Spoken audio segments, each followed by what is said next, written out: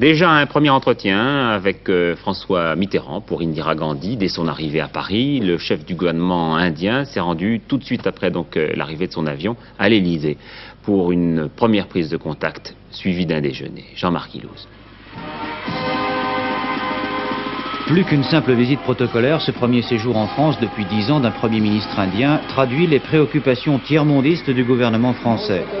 Et si Paris voit en la Nouvelle-Delhi un partenaire privilégié en Asie du Sud, c'est parce que l'Inde, forte de 700 millions d'habitants, dispose d'une influence importante dans le monde des non-alignés, pays du tiers-monde, soucieux de se préserver des affrontements Est-Ouest.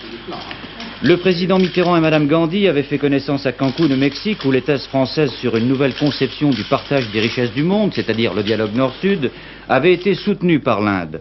Bien sûr, Paris et Delhi ne voient pas du même œil la situation en Afghanistan, au Cambodge, voire dans l'océan Indien.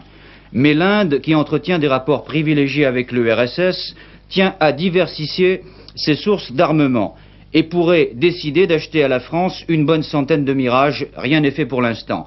Les pays riches ne sont pas seuls à avoir le droit de se défendre, dit volontiers Madame Gandhi.